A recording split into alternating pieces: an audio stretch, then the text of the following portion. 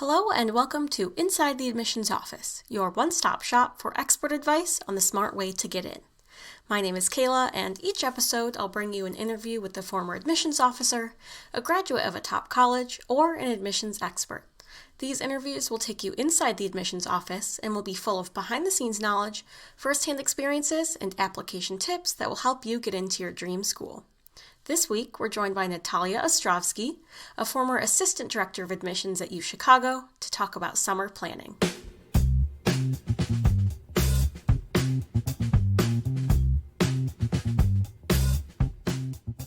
Hi, Natalia. Thank you for joining us today. Hi, Kayla. Thanks so much for having me.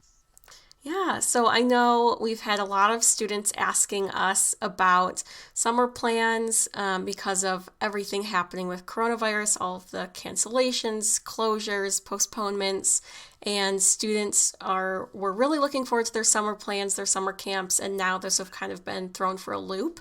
So I wanted to have you on to kind of talk about what's happening with a lot of summer programs and maybe alternate things that students can do if they want to stay active this summer and still, keep up with their educational work. Yeah, so my first piece of advice is not to panic.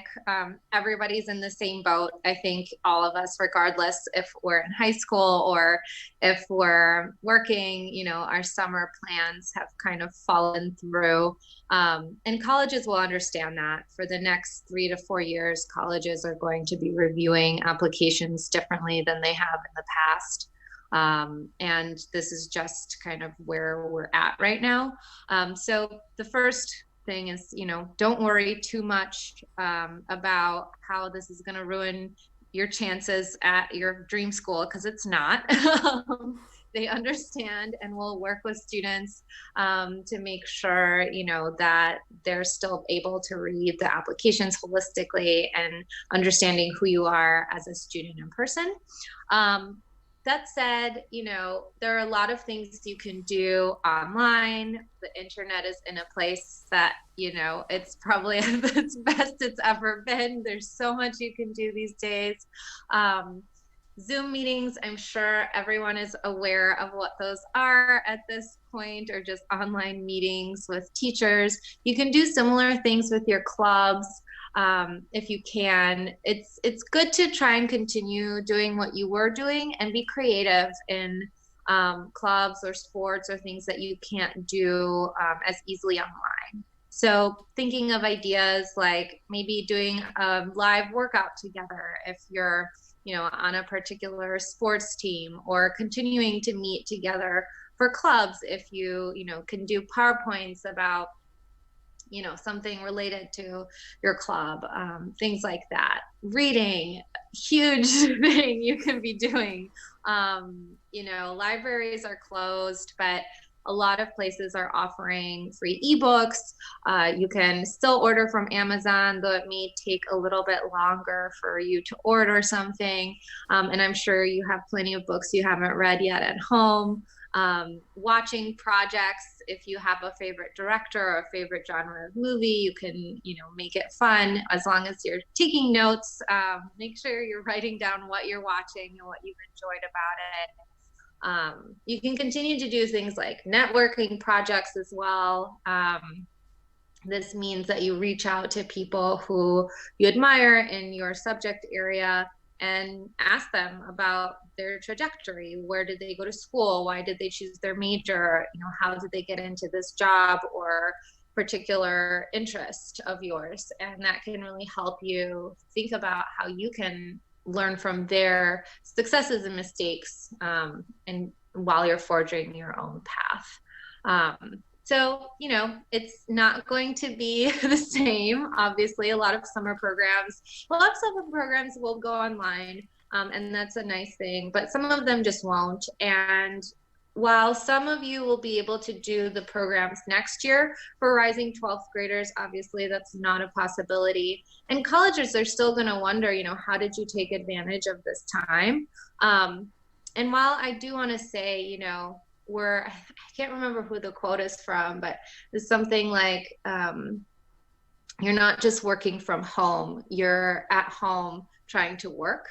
And I think that's really important to remember that this is a different time. None of us have experienced this in the past, and everyone's facing challenges. So the more you can, think about how to be yourself and be a teenager and enjoy what you're doing while also staying sane, I think is going to be important.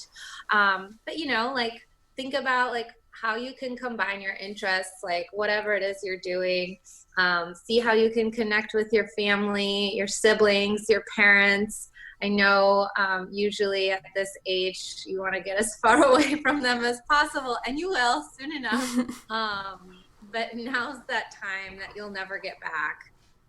And, regardless of if we were going through a pandemic or not. So the more you can kind of enjoy and take advantage of that time, while not just playing video games the whole summer, the better off you'll be in the end.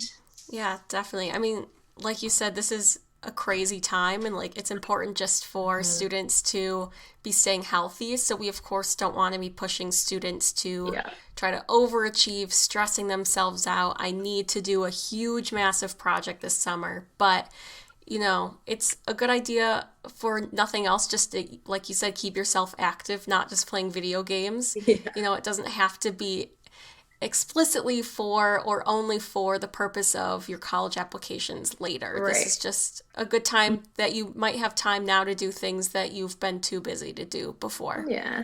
And keeping a schedule, I think, is what keeps me sane and, having some kind of routine so you don't forget what day it is. And, maybe you want to do watercolor painting or learn how to cook. Those are all really cool things that you could be doing, and that, it's self-enrichment. And, I think a lot of questions that I'm getting are, well, will colleges, not admit me now because I didn't do that summer program? Absolutely not. That's not what's going on here. Those programs are really nice if you can afford them and if you can do them, but they're not required even in a normal year, without a pandemic happening. The idea is not what you do, but how you take advantage of it. So that's the message I want to get across.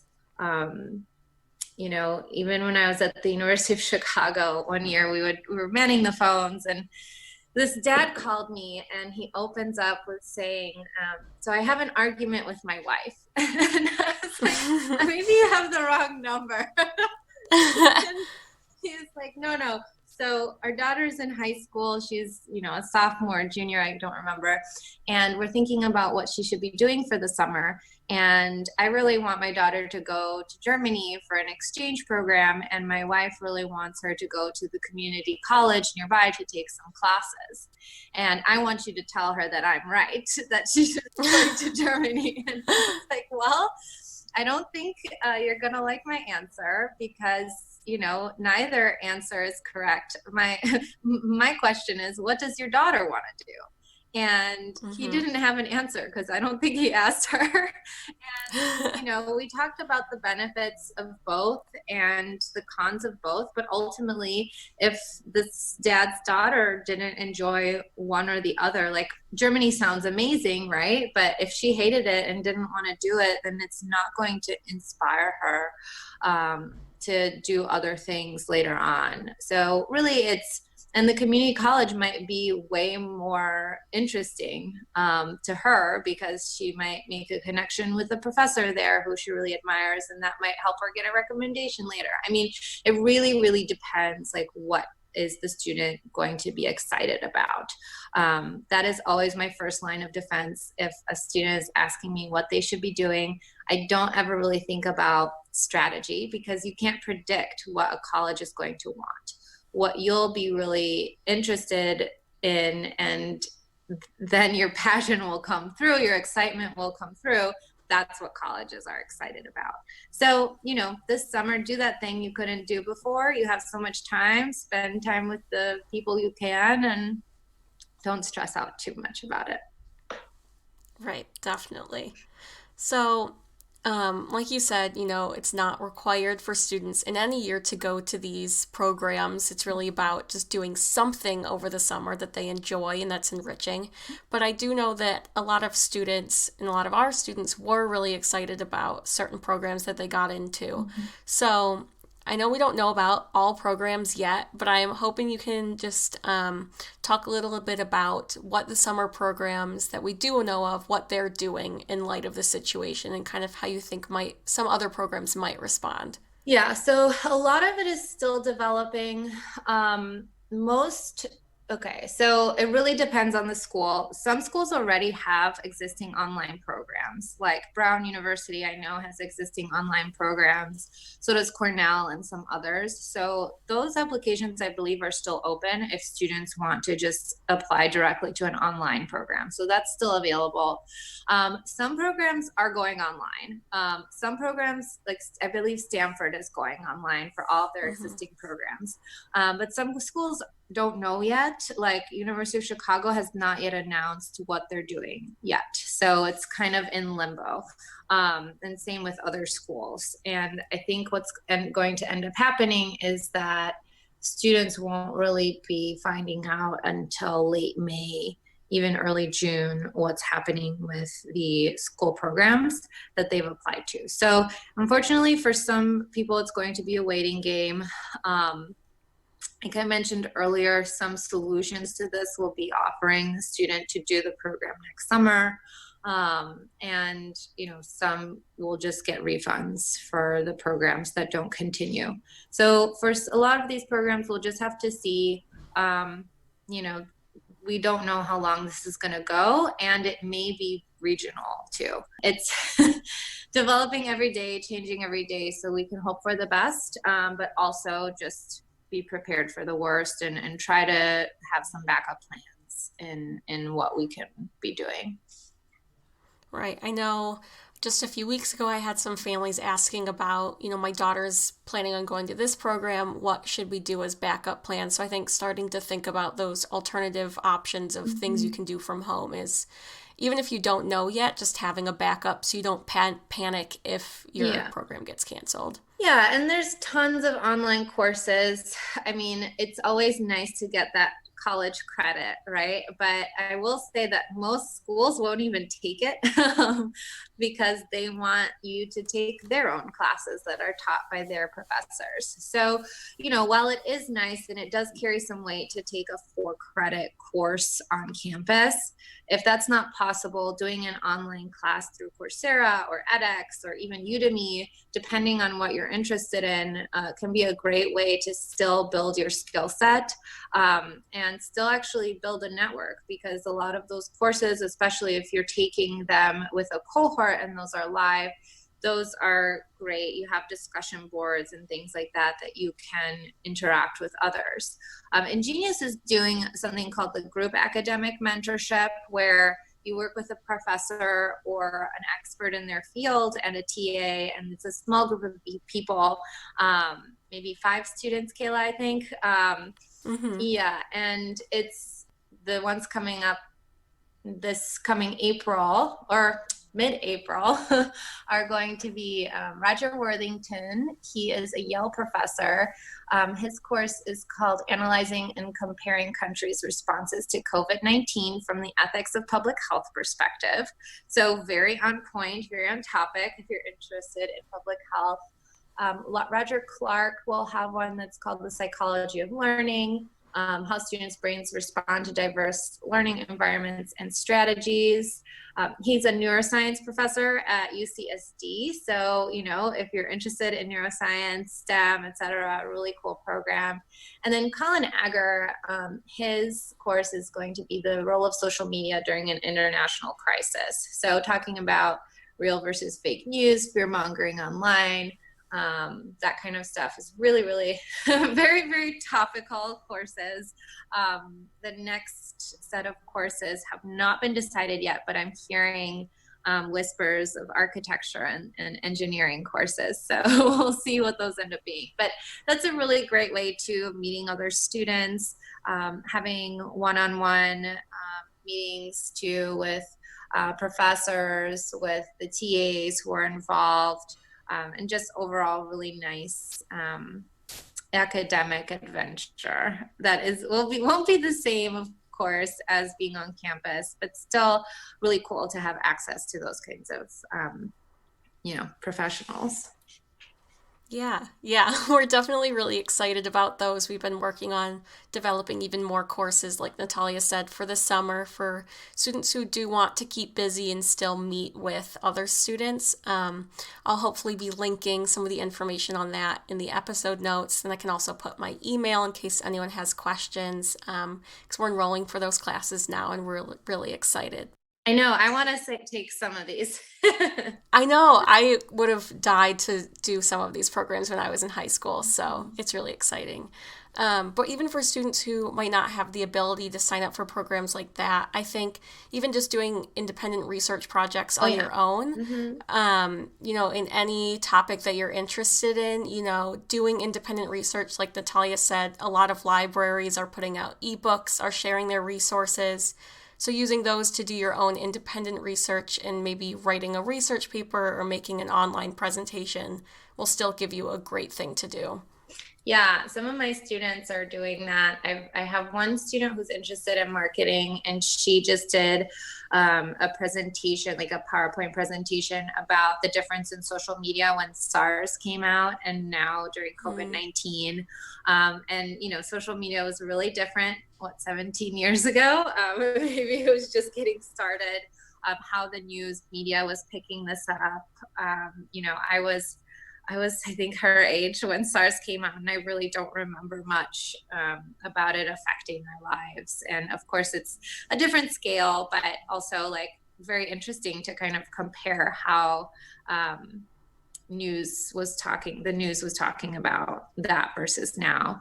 And we have so much more social media these days than we did back then. I have another student who is actually doing a sentiment analysis of how he's interested in linguistics, of how different news sources are talking about the pandemic. So in regards to various countries. So is the New York Times biased against China or towards Italy, or how are they talking? How has that changed since January, since it started to become kind of big? So that's an awesome project that he's doing. I have another student who's doing something not COVID related. He loves horror, and he's just watching a bunch of Alfred Hitchcock movies. And it's like really awesome to hear him talk about what he likes about them, how he's noticed other horror movies have borrowed from Alfred Hitchcock, and it's really cool just to get that historical perspective too on the movie industry. So a lot of really interesting projects. I have another student who's interested in economics and music, and she's looking into how the music industry has changed. I mean, all these festivals are canceled. Like, how are people getting paid? There's some law involved in there, and she's interviewing some musicians, like how they are, staying comfortable financially, how they're continuing to share their music. And that's been really cool for her. I think she probably wouldn't have learned as much about the music industry and how it functions or not in times like this than she would have otherwise. So, think about your interests. Don't be afraid to mix your interests. I think what's really interesting about this pandemic is that you could really look at it from every single angle. Like, no matter what your interest is, there's something that's affected by the pandemic. And, whether it's economics or computer science or art or history, whatever, like there's just so much going on that you can take and do on your own. So you could do it with a group of friends. If you have an idea for an app but you don't know how to code, you get your coder friend and you'll learn a lot of cool communication skills. Yeah, really just need to be a little creative, think outside the box. Yeah, I think those are all really cool projects. And like we said, those will really help you dive deep or learn something more Hmm. about something you're interested in. And then, of course, it'll look great on an activities list if you Yeah. create, a paper or something like that. That's going to be Mhm. really cool. And I'm sure admissions officers would think that was really exciting. So, we've also been seeing some questions for our families, of course, about testing with SAT and Mhm. ACTs postponed. So now that students do have a little bit more time before they might take them, kind of wondering about the strategy of if your summer is kind of open, how much of your summer should you spend studying for those standardized tests? Should that be your main focus of the summer? Yeah, so I would say it depends what grade you're in. If you're a rising 12th grader and you don't have any SAT tests yet, then you definitely should be taking a test this summer. That said, a lot of schools are going test optional. Some are going test optional for the next 3 years. But if you continue to have the resources and the ability to take a test, I would recommend it. If it's tough because I've had students who were planning on taking the March exam, which was canceled, then the May exam was canceled, and the June exam is canceled, and it feels like they're doing a lot of work for nothing, which is not true because you're still going to, take some of that studying with you. But because I do think that timing is really important into when you're studying. So if you're studying for a December test in January, you're not going to retain as much if you were studying really hard in November. So, I think I would only really plan to do a lot of test prep if you need to take an exam. Um, an example of when you shouldn't take the test, let's say you have a 35 on the ACT out of 36 points. It's an amazing score, but your essay score is not great. Um, don't worry. Most schools are not going to look at it. Schools that used to look at the essay score most likely are not going to be looking at it. Most schools don't look at the writing score anyways. And then also subject tests are going to be really pared down this year. So I would say if you do have to take an exam and you have to prioritize, take the major one, either SAT 1 or ACT. The test dates, College Board is saying they're going to add more test dates, but again, with regards to timing, we just don't know what that's going to look like. So when I was an admissions officer at the University of Chicago, I would always stress to students, don't waste your time or don't spend your time only applying or only studying for tests. Standardized tests are just one piece of the application. It is an important piece, but a more important piece is, maybe that time that you spent studying all summer, you could have created an app that like made someone's life easier, or you could have written a book of poems that really inspired people. And that's going to be the thing that's more impressive than studying for a test that colleges are saying, like, don't worry, we understand what's happening. Like, they want to see the interesting stuff.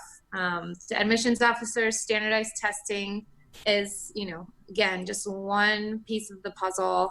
And this year it's going to be really interesting to see because so many students just won't have the ability to take the test.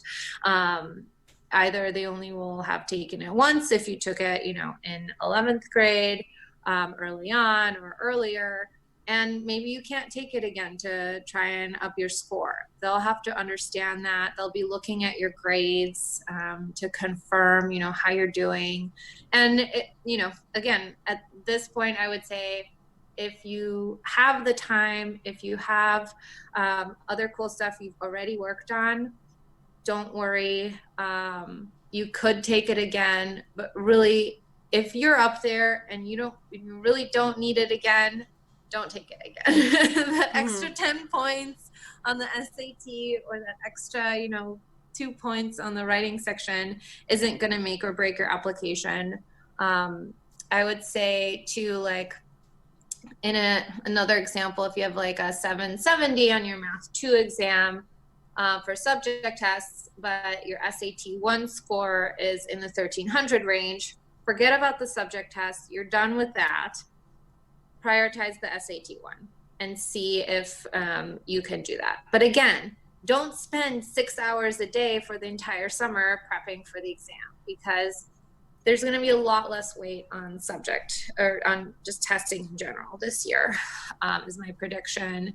And they're going to want to see how you're spending your time. And if it's just like, you can't put that you studied for the SAT for however many hours a day on your activity list. It's just not going to improve your profile that significantly. So think about those ways that you can spend your time that is not testing for the entire summer. Yeah, because even if you get, a perfect 36 on your ACT, that's not going to stick in admissions officers' mind. They see scores all the time. What's going to make them remember you and take you to committee is, wow, they did this really cool thing, or, they took these awesome classes. So it's just more impactful to spend some time also doing some cool projects and spending your time on stuff you like, not just studying. Yeah, I think the not so big secret is that most admissions officers wish that there was no more testing and we would just look at grades and activities and recommendations and essays. But, I think we'll see. This pandemic might get us closer to that reality. But so in the meantime, remember the quality of your life. And testing just doesn't translate to that entirely. So, yeah, definitely. So before I let you go, I would love to ask if you just have any last advice for students, not only just on summer plans, but just in general during this stressful time as they either go through high school or just prepare for those applications. So breathe. I was talking with a student recently. She's in 10th grade and she's saying she's at home for the past couple of months already. And she's like, up until now I've been fine, but I'm starting to really feel it. And she hadn't been outside. And I said, go outside, take a walk, let's breathe together. So we did some deep breaths. If you're not exercising, try to find a way to bring that into your life. If it's just a walk around the block, or I always tell people that you can't think while you're doing a plank. So it's good to really focus. And at the same time, you'll have a stronger core, very, very important for your posture. And one other piece of advice that works for me is to vary your screen time. So, if you're on your computer all day because you're reading on your computer, you have homework on your computer, you have games on your computer, you're just going to meld with your computer by the end of the summer. So my suggestion would be to, read a book that is a real book with paper and ink. And, you can totally watch a movie, but that screen is so much further from you, right? And I think doing stuff like that, like varying the types of things you're doing. So online class versus reading a book versus taking a walk versus, maybe you want to act out a play with your friends online. Like, still you're interacting, but in a different way with technology. And I think that will help keep you sane. And do your planks. Yeah, definitely. Especially if students have online classes, just staring at the same screen all day can make, every day feel the same, which just doesn't help mental health at all. Yeah. Write your to-do list, have a schedule. I mentioned this before, to have some kind of routine. Be nice to your parents and your siblings. If you're all at home, I'm sure it could get a little crazy, but it'll be over soon.